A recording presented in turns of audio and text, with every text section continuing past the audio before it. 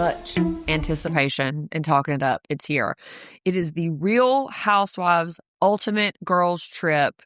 Back where it all started, I didn't jot it down. Road trip, which gave Emilie some contention. Yes. Hello, everyone. This is But I'll Take a Pinot Grigio. I am Sunday, pop culture professor and expert on all things housewife nostalgia. I won't even self-proclaim like I'm the expert. She is. I'm not going to argue it. And I'm Emilie. I am Sunday's trusty sidekick, friend of several decades, and longtime Housewives watcher. That's right. On and off. So right. And if this is your first time here, Emilie and I also covered Ladies of London. Go back and listen to that. Best show. Honestly, that's my favorite Bravo show ever. It was the Ladies one. of London. We covered Summer Bravo, House. please. We need that show again. And In the City. I think they thought Ladies of London was going to be replaced by Real Housewives of London. But Ladies of London just weren't as classy as Real Housewives. And it was just fun. Yeah, it was a degree. And so that gives some fun. Yeah. But anyway, this is, and we've got to figure out some kind of way to abbreviate it because I'm just calling it Housewives Road Trip. Okay, Housewives Road Trip, fine. Because even the abbreviation RHUGT, too much. Yeah. So here's the premise. They've gotten together 7 housewives, and they are going to start in a city. For all different seasons and cities. Right. And they're going to visit different cities. So we have Teresa Giudice from New Jersey, Giselle Bryant from Potomac, Vicky Gunvalson from OC. Also, too, go check out my Housewives Corner where I talk about the OC by myself because nobody wants to anymore, so it's just me.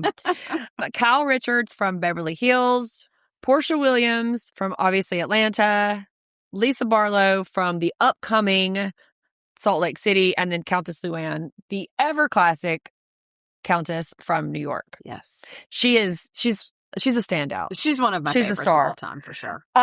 So they're going to start in the OC, and I guess each housewife will sort of hosting. Will host it. Like. And so, yeah, because it says they're starting in the OC. Yeah. So that's this first episode. We see them. They're staying at a resort in Laguna Beach. Yeah. Then they're going to go to Beverly Hills, then Atlanta, then Miami, then New York City, and then I think they're going to wrap it up at Bluestone Manor. Because Dorit will not be left out. Right, exactly. And I am very put out with Bravo for calling this a road trip. Yes. I had to ask Sunday at the end of it. I was like, I'm not seeing anything about an RV or anything. To me, a road trip means we are loading up and taking a road trip. I thought this was going to be think back to Vanderpump Rules when they got an RV to go to NASCAR. Yeah. I thought we were getting an RV situation with all these women, and that would be amazing. Could you imagine? No, I don't think I want to see these people pooping in a shower door. I don't want it. But I've never known you to be this little of a thinker. I just think maybe your hopes were high. I think so. I think you just wanted that to happen. Yes, I wanted to see Vicky and Luann having to take turns with this little shower that trickles on you. See, kind of thing. Different. I do not want to humanize these women in any way, shape, or form. No way. I would just want to I would just love to see their reactions. I don't know. I don't know if I can handle it. My heart couldn't take it. Oh, I think it would be such good TV. They can't resist to.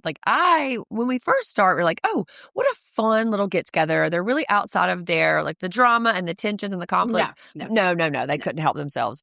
But it's immediate drama. It's immediate people. Yeah. Can I pull you for a conversation? Yeah, exactly. It's she really needs to know what you're saying about her. This person that I've never met in my life really needs me to tell her what so-and-so is saying about her behind her back. And Andy says that there's been just under 200 housewives. I don't think I realized that number was that high. Yeah, and also 200 real. Yes. I'm using some air quotes here. Yeah, you audience, can't see, but she's doing it. 200 real housewives. Sir, are you telling me that there are some people that are not real housewives? I feel like we can talk about that later when we see Joe. Right. So I've had students write essays about the difference between housewife with a lowercase h and a housewife with a capital H, which is a really interesting way to talk about it because these are capital H women. Most of these women, almost all these women are not housewives. Most of them aren't married. We got Portia out here in the lady pond. Mm-hmm. Housewives is a real misnomer. So capital H housewives means something very different than lowercase. For sure. Right. So as they're introducing them, we see they have little film strips of them of their first season. Their old faces are Wow. I mean, Giving nostalgia.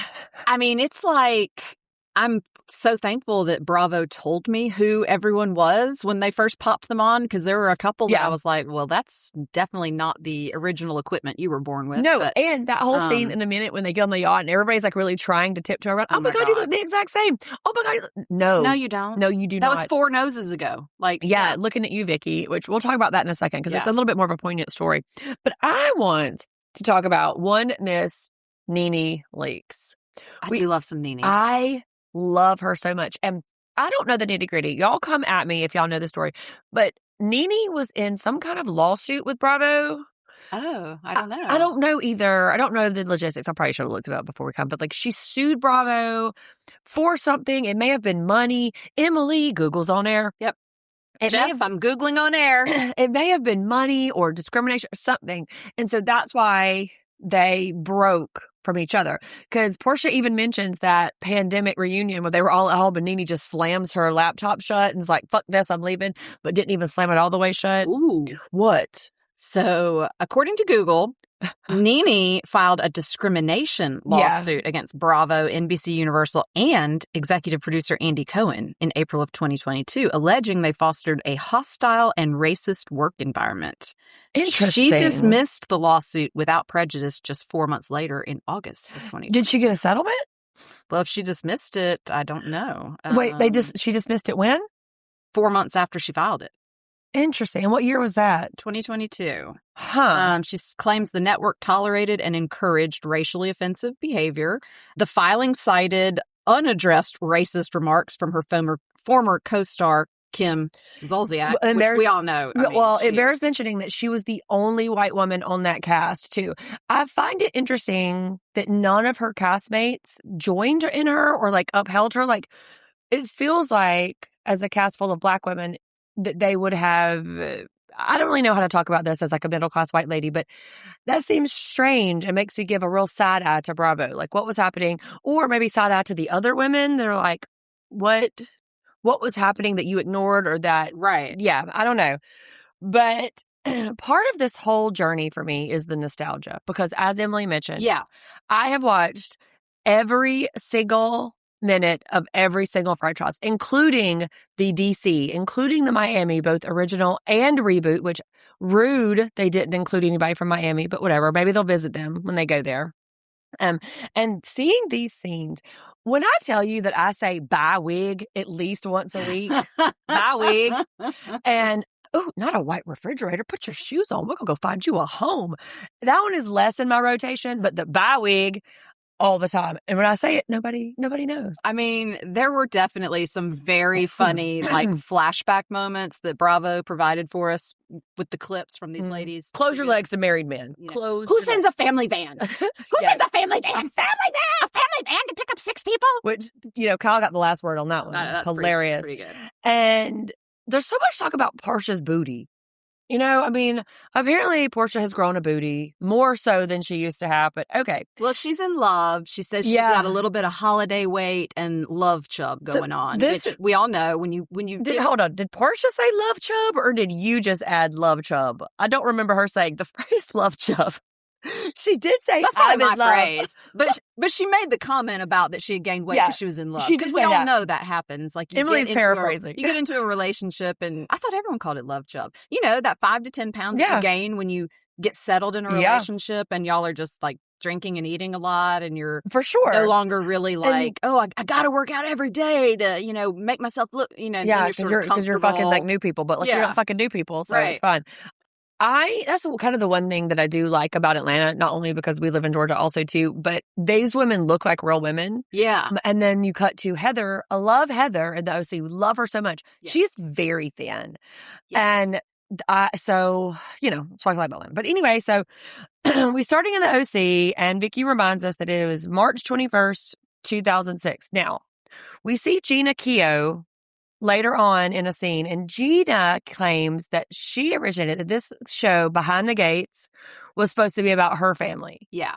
Vicky disagrees with that summation. Well, I sort of disagree too, because I watched the very first episode of The Real Housewives of OC in real time when it aired. Yeah, I remember same. thinking, this is a kind of a fun idea. And yes, Gina was on there. She was a main castmate. Yeah. But so was Vicky. So was Lori. So was Joe. So was other lady that I can never remember her name. Blonde. I don't know. The Lexus shopper with the boobs. Yeah. I forget what her name is too. Y'all come at us. But anyway, so yeah, okay, Gina, yeah, you were one of the original housewives, but I don't know. I mean, maybe it was supposed to be just about her and her family wasn't interesting enough. Or maybe that her husband was too domestically abusive and they had to like cut away at it. But I did start to notice things that they become really territorial about their impact or their contribution, because Kyle says that she's the longest running consecutive housewife. She's never been put on pause and asked back like Vicky. And Portia was like, yes, we kicked the door down. You guys set us up and like we really like kicked down. Luann's like, well, you know, I really think that New York put Housewives on the map. So they're very like interested in their mark. I mean, let's just call the elephant in the room. Okay. This is a group of highly self-centered, narcissistic people. Like they truly, I mean truly. Yeah. I truly believe that every single one of these women that they have chosen for this believes that like she is the star, you know, and you should be the star of your own life. But like there are other people that exist in the universe. And they really honestly are like, no. I bet every single one of them has said to their husband, girlfriend, boyfriend, partner, best friend, whatever, well, this show, it really could not happen without me. Yeah. I would put money that each one of them has said that in private to someone. From Potomac, and arguably one of the lower rated franchises, is like, yes, of course they wanted the best housewives, and so they wound up picking the best one. She means her. I do find it interesting how each one of those like self-centered ideas, like I'm the star, plays out differently. Like Vicky's is look at me, bang a table. Portia's, everyone be quiet while I'm talking. Portia's is a lot of like ingratiating one-liners. Oh, I guess the cat's out of the bag. Yeah. You know, and Lisa's is, oh, I just appreciate everything. And Teresa's is like, oh, I'm just a dumb bunny. Pay attention to me. And it's really interesting how it's starting to play out. When they spend more time together, it's going to be real interesting when all of that kind of, they can't keep that up outside of the bubble of their franchise. I will just say, these are a lot of alpha personalities that we have thrown together. And, you know, usually the Housewives seasons, you know, it works because there's usually a couple of alphas and then several betas that, you know, and Jeff and I talked about the archetype of every sort of franchise has an archetype. There's like the lead mean girl. There's the silly pratfally one. Right. There's the hinge that goes between both ones. These are all the alphas of their season. And even Teresa says, I mean, these are the people who toss tables, break glasses, throw things at their castmates, have screaming matches out in public. Yeah, Portia got asked to leave her season because after that reunion where Kenya pulled out the bullhorn and said, "You're a dumb hoe." What they didn't show, ma'am, was Portia dragging her by her sew-in across the stage and Andy Cohen trying to like, go. So like, because they didn't show that. Yeah. Teresa also asked ChatGPT, Emilie, who does ChatGPT say is the most iconic housewife? Of course, according to Teresa, it's Teresa. Well, yes, it's because Teresa is using ChatGPT, and so ChatGPT is going to tell Teresa. That's the thing. So, are you going to be the one to tell Teresa that's how ChatGPT I will not. works? I mean, listen, I don't want to throw me overboard. But also, so they're meeting in OC, and like I don't want to go beat by beat, but I feel like we should talk about when Vicky is handing out this goodie bag. Oh my God, the gift bags from Vicky. Like, she's being funny, right? Like she's being ironic. No, I think she's being for real. The snore machine, hilarious. Love that. But all of the Kodo insurance branded shit, the hat, the sweatshirt, the bag. If you haven't watched the show yet when you listen to us, okay. So, stop right now and go watch it. Stop right now and watch it, first of all, because it's joy. It's joy. It's really going to break you out of any like depression that you're in. So I guarantee. I can't stop smiling. It's hilarious. So fun. But Vicky's gift bags are, first of all, the bags themselves are branded with her insurance company name. And then inside, she gives them a little electronic snore machine button thing because her whole shtick was like, you know, that's her bit. When she gets bored, she pretends like she's falling asleep and snoring. So she gave everybody one, which I'm like, okay, I don't know that I would hand those out. Now, Vicky, they're going to be playing snore while you're talking sometimes. But also okay. somebody was like, you need to get you a CPAP machine, Yeah, girl. I mean, for sure. Because she said that was her actual snore that she recorded.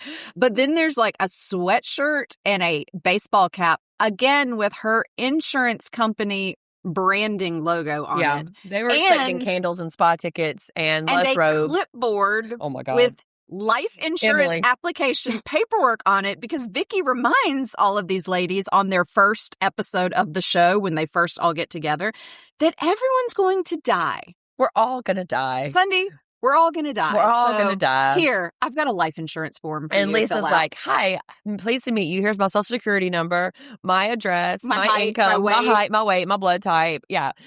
So Vicky literally tried to sell life insurance to isn't all a of bit. these women. It's got to be a bit. I don't know. She felt pretty serious to me. Yeah. I mean, what would happen if like somebody just started filling it out? Like, I mean, I don't know. She'd be Wild. like, hell yes, another commission for me. I mean, Yeah, you know? I mean, for sure. Because, if you know anything about Vicky, she works. She works. I work. I'm working. I'm not sure if y'all are aware. Vicky works. So we get to this beautiful resort. Yeah, it's the Newport Beach, something or It's another. in Laguna Beach. Yeah.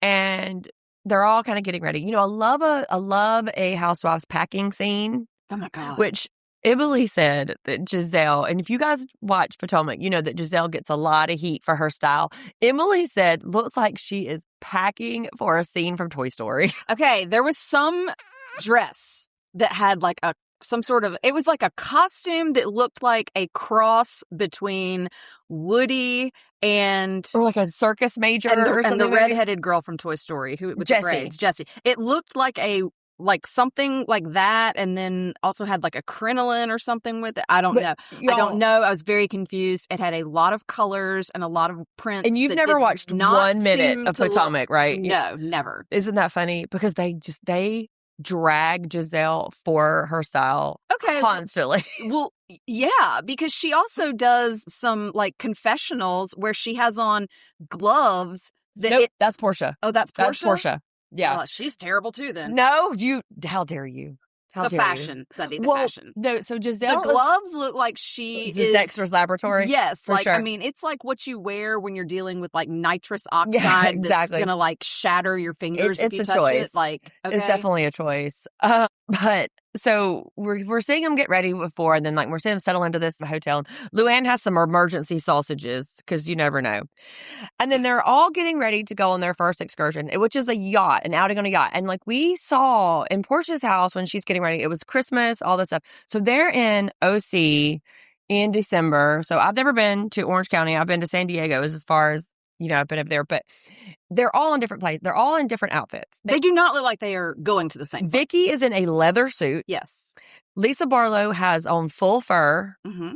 Portia is dressed for open heart surgery.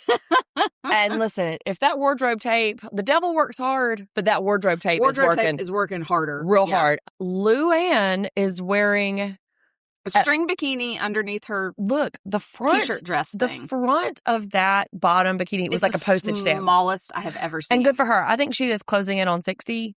Good for her. Good for her. Like, yeah, I mean she's obviously had every hair on her body lasered off. Yes, and everything pulled and snatched and tightened. But like, and we can talk in a minute too about the levels of work folks have done, because me and you had a conversation. And I will say this: I don't love to talk a lot about women's looks, but once you start having a lot of work done and then they put your side by side, I think it's begging us to kind of, have conversations about the pre and so when post. they get to the yacht, there are life-size cutouts of all 7 of the women. Yeah. And it looks like, if not from their first season, I think it was from their first season. It was years ago for most of them. Yeah. I think that was sort of the point. And Vicky did that, which, Vicky, come on, man. Couldn't you have picked like a better one? Like, I bet she had countless pictures to pick from. The one that Lisa looked like she got caught by some surprise. But everybody is really like, did y'all hear that me pour it? I poured it so close to the microphone. That was me pouring some wine. I know. I was like, is that what we're doing now? Glug, glug, glug. Little ASMR of our like Bellini pours. Emilie's doing hers now. Y'all can hear that. Okay. But the way that they're dancing around how different they look is funny. Also, too, I would really like to point out that Portia is being real winky about her new relationship with her partner, Sway. Mm-hmm. And she's like, yeah, I'm not wearing long nails anymore. Wink. If you know, you know. And they're all like, beat. Oh, ha, ha, ha, ha, ha. Like, it took them a second. Dear audience, Emily didn't get it Yes, either. Emily didn't either. Okay, but my bisexual friend over here had to mention it to me while she's it's not a wearing misnomer. long nails. I wear long nails. Like, it's fine. Everybody's fine. Oh, yeah. Okay. That makes sense now. It's just about finesse. Yeah. But so they walk up there and they are all immediately mad, except for maybe Luann. Luann she handles it really. She's like, oh, look how young my face looks. Oh, I look really good in short hair. Sunday, that's because she's just Lou from Connecticut. Yeah, she's just Lou from Connecticut. The nurse. Just like J-Lo from the hood. Girl. You're so down to earth, Lou. Like, Luann, you're so down to earth. How about the producers off camera going, you mean from the block? The block. She's like, oh, yes, of course. From the block? How about the editors leaving that shit in? That's great. Rude. That's great. But it's like, although, okay. So we're watching the screener. We're watching a screener. So some things that we see actually may not make the final cut. So I hope maybe. that does. And there's also there's not a lot of like color correction. There's no audio mitigation on the screener. God. So like later on, when you guys, I don't know busted my eardrums. I don't know what y'all heard in that bunko scene, but Emily and I were having to cover our ears at the screeching. And then Vicky, because I don't know what's wrong. I don't know what happens between Vicky's head and her mouth. Teresa, you look like you've changed the most, which immediately puts her on the defensive. Uh-huh. She's like, well, I've only had the tip of my nose done. Girl. But sure, Jan. It was so funny. She goes, I've only had the tip of my nose done. And every woman on that yacht laughed. And then they're like, oh, no, she's serious. Oh, yeah, okay. Like, also, sure. I would bet every dollar I have my checking account that Teresa has had her hairline moved back. Yes. Okay. And speaking of a person who has a very small forehead and a close hairline. In high school, our friend Hunter Hamilton used to say that. Shout out Hunter. I used to say that, if anybody remembers these commercials, the size of a Jolly Rancher is 1 square inch by 1 square inch. And then he would say, the size of Sunday's forehead is 1 square inch by 1 square inch. Super weird thing to be made fun of, but cool. It could have been a lot worse. But yes, I have a small forehead, everyone. Go to YouTube to see. And also too, I have to like really, back in my, most hairiest days, I had to be really careful that my eyebrow did not touch my hairline because they're very close. So I can relate to Teresa's plight. I'm basically almost a hairless cat over here. I'm drawing eyebrows on. So this is hilarious to me because I'm always trying to get more hair everywhere. So this is funny to me. Like that's never been even a thought that my eyebrows and hair were that less close. So in my 40s, but yes, like I've fought my hairiness with tooth and nail. It's the Eastern European. We're a very swarthy sort. Yeah, very swarthy sort. It's her gypsy heritage. And so Vicky's like later on, like we're going to do the 80s dress and... Oh, right. So after the yacht, then we've got a party to go shots, to. Broad daylight. All these women are fully in their 40s to 60s, just doing shots in broad daylight. And other than Kyle. Oh, yeah. Kyle asked for non-alcoholic That's right. Prosecco, which sounds disgusting. Just drink a club soda at that point. I went to Carl's Bar, and I had a non-alcoholic Blanc de Blanc, and it was really yummy. Was it was. I just remember one of the times I was pregnant drinking non-alcoholic wine because I was trying to fool everybody still. And so I would pull the bottle out and pour and whatever. It was gross. Disgusting. Well, that was disgusting. Not to yuck your yum, but that was 18 years ago. So 16, 17. 16. Yeah. Okay. Yeah. Sure. Yeah. You are correct. Then they start telling stories about their most iconic moments.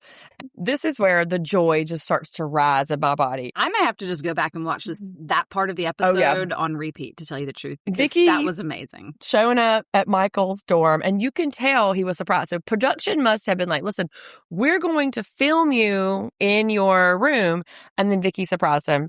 Can you imagine what Ethan or Mitchell would do if we showed up and did a keg stand at their party? Ethan would die. He would sing into the earth. We'd never see him again. Goodbye, Mom. I mean, I like to think that my son would probably laugh and be like, yeah, my mom's cool. Okay, we'll ask him next time. We will. Yeah, we will poll him and y'all, TBD. Sunday, I said I would like to think it. Okay. Oh, that's right. All right. Fair I enough. would like to think that. Kyle tells the story about her running out of Amsterdam. Now, I don't know if that was her most iconic moment. I don't feel like that's her most iconic moment. No, definitely not. I think when Lisa Vanderpump says, goodbye, Kyle, whenever her and Kim are throwing her out of there, I think that was an unflattering one. But her running out in the Cape, was that Lisa Rinna's most iconic moment? maybe. Possibly, yes. Mm-hmm. But Lisa Barlow, her hot mic, oh my God. She's such a whore. She's fucked everybody. Half of New York. This whore, this bitch, this She this poses whore. her children for pictures or Yes. something. I mean, like, because she thought. So I didn't watch Salt Lake City Housewives, which, so I did not erroneous. see this. You absolutely have to. It is so good. I would say, too, and one of another Lisa's really iconic moments is when Jen Shaw was being arrested and they pulled them all off the bus. Yes, the FBI came to the bus where they were on to take a trip. The actual FBI? Yes, because they were arresting Jen Shaw. And because for fraud and crimes or whatever. And Lisa Barlow's on the phone and she's got her hand covered. She's like, I need to talk to my lawyers. I am literally shaking. I need to know what my culpability is in this. Like, I need somebody get me on the phone. What is happening? Because the FBI is coming on. Cameras rolling the whole time. Bravo never stopped. Jen Shaw That's some good TV. Went to jail. I mean, I'm telling you, went to jail. Giselle. A lot of these women have gone to jail. Luann has gone to jail. Yep. Lisa, no, did she go to jail? No, she wasn't involved in that. Teresa has gone to jail. Yeah.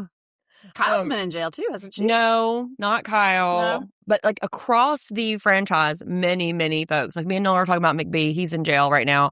Many, many housewives have gone to jail. I don't understand why you would go on a show if you know you're participating in criminal activity, but I don't know. Again, I go back to I was these just are about to some say. strong narcissistic personalities. Giselle tries to tell some story about her and Karen, but all I know was the bangs. Ooh, yeah. That was a hair bang. Choice. Yeah. Yeah. Mm-hmm. We don't have to talk about Teresa's because prostitution whore engaged 19 times. We obviously know what Teresa's is.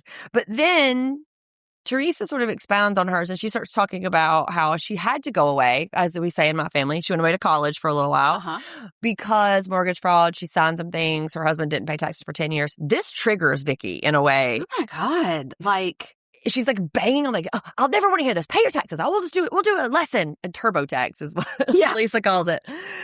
Strange. It was weird. I agree. Like, I was like, this is a real strange take for you to have here, Vicky. Like, she's talking about this moment where, and one of the, maybe it was Portia or Lisa, I can't remember who talked about this afterwards. It was like, I mean, Teresa was giving us like some vulnerability about something that happened to her, and Vicky just like starts like attacking her. It's not like, now, did Teresa know that they were committing any type of fraud? Question mark. I don't know. Yeah. I can say this. In my previous marriage, I was married to a finance person, and when he told me to sign things, I signed things. Same. I never read it. And this is a bad example. All you women who are out there listening, do not follow this lead. I will never do that again. Yeah. But I will say, we were married. I trusted that person. He was supposed to be in charge of all financial things. Yeah. So if you tell me, okay, we're doing this, sign it. And I'm going to trust you. So I could see where that she may not have known actually what was going on. She had to go away for 2 years, and then her husband had to go away for 2 years, and they wound up deporting him. He cannot re-enter the United States. He lives in Jamaica. He deported him to Italy for a while because they're Italian. I think he moved to Jamaica or Bahamas or somewhere like that. So like he can't even live in America. Did he go to jail too? Yes, and the judge let them do it consecutively, not concurrently, so that way the kids would have one parent. So like he went away first, I believe, and then she went away. But like her daughter is also on that Next Gen NYC show. Okay. And then of course Leanne tells the be cool, like don't be all uncool story, which is one of my favorite. I say that quite a bit too. Well, because she and what's her face brought home dudes on one of the trips. Yeah. And the other folks were just real prudish. Ramona? Like, was it Ramona? I don't remember who it was. I also believe that was the trip in which she fell in the bushes, which she did not tell that story, but she was so drunk and she goes to step off. Yeah. I do remember that. Yeah, the that porch. She just tosses the bushes. So I have to say, picked and choose. New York housewives have had a lot of funny moments. Oh yeah. Ramona with the turtle time. Ramona pooing herself on the boat. Think about the first season. That one weird couple that was like redoing that house. The Herman Munster of it all. Like even because that's when Luann, her name was Alex McCord. Yeah. And Luann's like, yeah, you stomp down here in your Herman Munster boots. So she's like, well, they're Louis Vuitton. And Luann says, well, even Louis Vuitton makes mistakes sometimes. So super fun. We're getting a lot of flashbacks, which is bringing me such joy. And you know what, Bravo? Well done. This is a 20th, reunion, 20th season kind of thing of Housewives. And so I am loving that they're giving us all these flashbacks from these funny moments. This is exactly other than I wanted to see these bitches on an actual RV driving cross country. That's all you problem. All right. That's my only disappointment with this show. But bravo, the rest of the assignment, you understood. Really quick question. Did you know what a rideaholic was before this episode? No. No. No one says that. Well, with context, we figured it out. They're all upstairs doing some fun stuff, and Kyle's really holding her own, probably because she's very, very athletic and in shape. And 2, she's not drinking. So she's holding her own in this contest. And Kyle's body is banging. Yeah. This is the best I've ever seen her She looks great. She looks amazing. We could do that if we quit drinking. Oh, God. Yes, I know. No, thank you. That. But yeah, Kyle's a rideaholic. Yeah. So love that. And then, so they're all getting ready, and Teresa's like, yes, I love the famous 80s. Yes, you do. Fashion comes around. Yeah, fashion comes around every 20 years. Ma'am, the 80s were 40 years ago. So also, I feel attacked by that, Sunday. Don't remind me that the 80s were 40 years ago. In my mind, the 80s were 20 years ago. No, they were not. But they were. Okay, they were. They were, for sure. They absolutely were. They're all getting ready. Don't attack me like that. Vicky's putting tequila in a Zach Morris phone. Yeah. Luann is saying that Vicky has a mean streak. And this is where we start to get some Housewives. Shocking. Some stuff. So Giselle's like, listen, my loyalty's to Tamara. I really need to tell her. She deserves to know what she says. No, she doesn't. How does she have a loyalty to Tamara? Well, you remember they do press, like BravoCon, and they have to do like press things. They do commercials together and stuff. So I guess they must know each other outside of the bubble of their city. Okay. And like doing press and doing upfronts and like all that kind of stuff. So I guess they have some kind of relationship. Other than poor Joe. Nobody knew who Joe was. Joe who? Ma'am. Joe who? Slade is more known than Joe is. Well, of course he is. He like slept his way through the Housewives. That's right. He did. He just is like, he's like the only ran through housewife. He's the housewife bike. Yeah. Everybody gets a ride. Yeah. Kyle did a fun little prank, calls a family van to pick them up for the quiet woman. That was amazing, I have to say. That was. And they were good sports. I mean, this 1994 Astro minivan pulls up. And they're all like, and they're all like, smells. Good. You can really smell the exhaust from this van. They sit on the floor. All right, I'll get in. And they do it. And Luann even calls it a jalopy. Ma'am, she's just Lou from Connecticut, though, y'all. Yeah, just Lou from Connecticut. But they all get in, they do it, and of course, they're going to play. Is it Buku? Is it Buko? Or is it Bunko? I don't know. It's only for white people. White people be playing Bunko. We get some of the the old school folks from OC. So Tamara comes in on skates. Shannon in a thong. But her body is also banging. She is almost 60 years old. This woman, I don't know, like, made me feel bad about myself, Tamara. And then Shannon wearing her, like, I guess a recycled wig from a previous party, her Mrs. Roper wig.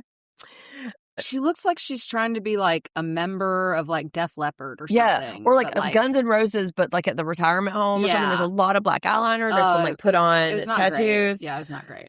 Gina Keogh is there, and we get the flashback of Tamara throwing the wine in her face. Oh, yeah. Heather recreated that. She broke the bow off my cake and ate it. Yes. Which I like Heather. I find Heather to be charming. Portia also really likes Heather. And that's what I said. Shannon turns up in her Mrs. Roper wig. She looks insane. And then flashback to the Tres Amigas falling in the airport and breaking glass and just like more, slapstick, which I find to be off-putting. I don't care. Yeah. Like, come on. Somebody says that Vicky looks like Phil Spector. And then Vicky stands up and is like, ding, ding, ding. And you think she's going to make the speech about... This was so weird. The 20th anniversary. And like, kind of like what Heather did later. I was thinking this. But Vicky takes a detour into her journey. Through plastic surgery. Because Slade called her Miss Piggy in a stand-up. I mean, she did have a very Miss Piggy kind of... Don't do it. She did. Don't do it. Look, she just has a nose where you can see a lot of nostril, okay? I could Piggy see it. Is very glamorous, and we love her. We're a fan. I love Miss Piggy, okay? Like, that has been my favorite Muppet of all time, for sure. So, I'm not saying that, but I'm saying... But it also made me very, like, sad for Vicky that Yeah. Really? Slade? Really? Ugh. And everybody. Slade is who made you like tip the scale into like, I want to do plastic surgery to make my face look different? Think about what Twitter was like in 2009 or 2010. So it was Slade said that, and then the internet probably like ganged up, and she was getting a lot of negative attention. And Lisa Barlow was like, ugh. These assholes in their base with their Cheeto fingers just out here texting mean things. You just can't let them get away with it. You have to just be your own person. And then after her speech, she sets up a shrine. Vicky, So I questioned this while Sunday and I were watching the episode, because she's packing up a little like bag with a bunch of picture frames. Yeah. Like gold picture, like nice, heavy picture frames. And I'm like, what is happening here? What are these picture frames that she's bringing? Yeah, she sets up a little shrine where we have a shrine. A picture of Gretchen, a picture of Slade, a picture of, I think, Gretchen and Slade, and she's got all these candles burning. And the candles was what really put me over. And Portia, I love her so much. Is this satanic? Why didn't you just invite them instead of conjuring up their spirits? Right? Like, just invite them. And everybody's like really weird. It was very weird. It was a weird. It was. But Luann, the on-camera housewife, just takes a picture, cracks it over, done. That's that. Yeah. And she's like, I don't want to look at Slade's stupid face. Boom, breaks the picture, done. It's over. It up. Tamara gives a speech. They go to play bunco, and Shannon gives a little rule summary, and Giselle and Portia are like, no, thank you. This is some white women shit. We do not play bunco in Potomac and Atlanta. I don't know what the fuck this shit is.